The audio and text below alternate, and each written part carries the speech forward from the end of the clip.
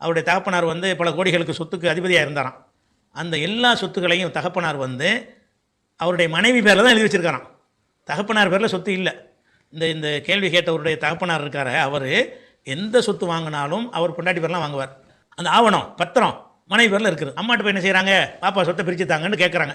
எதனால் கேட்குறாங்கன்னு கேட்டால், அவங்க பாப்பா தானே சொத்தை சம்பாதிச்சாரு அப்படின்னு கேட்குறீங்க. இது வந்து தார்மீக ரீதியாக அது உங்களுக்கு தெரிகிறது. ஆனால் சட்டம் அதை பார்க்காது.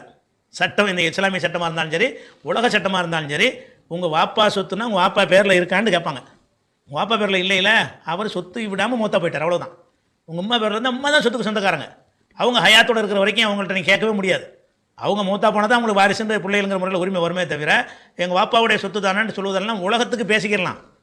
தார்மீக ரீதியாக உங்கள் வாப்பாவுடைய சொத்து தான், அவர் தான் சம்பாரிச்சா, அது வேறு விஷயம். சம்பாரித்து மனைவி பேரில் எழுதிட்டு அவர் சொந்தமாக்கிட்டார, மனைவிக்கு சொந்தம்னு ஆக்கிட்டார். இப்போ மனைவிக்கு சொந்தம்னு ஆக்குனதுக்கு பிறகு பெத்த பிள்ளைகளாக இருந்தால் கூட அம்மாட்ட போய் நீ கேட்க முடியுமா?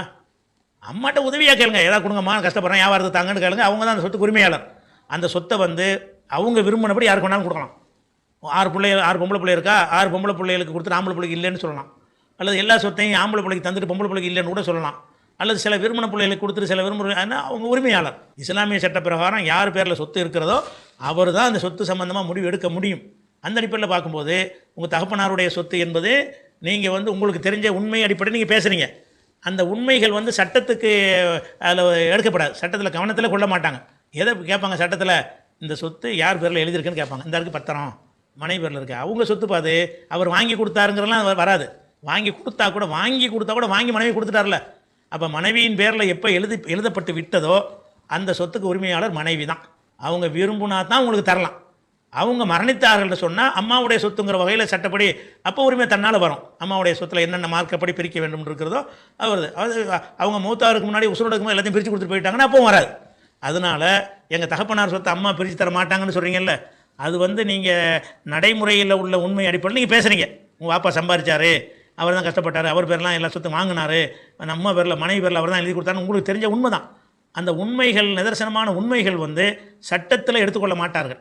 அந்த மனைவி உங்களுக்கு தர மறுத்தார்களே ஆனால் அது எந்த குற்றமே வராது, அல்லாட்ட எந்த கொஸ்டினுமே வராது. ஆனால் அவங்க சொத்து.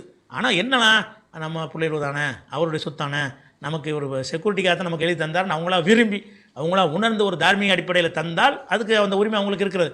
தர மறுத்தால் அதுக்கு உரிமை இருக்குது. அதனால் நீங்கள் சொந்தம் கொண்டாடுறதுக்கு எந்த கோர்ட்டுக்கு போனாலும் சரி, எந்த ஜமாத்துக்கு போனாலும் சரி, எங்கே போனாலும் இதுக்கு வந்து உங்களுக்கு அந்த சொத்து உங்கள் தாயார்கிட்டேருந்து நீங்கள் வாங்குவதற்கு வழி கிடையாது. அது சொத்துக்கு சொந்தக்காரங்க உங்கள் தாயார் தான்.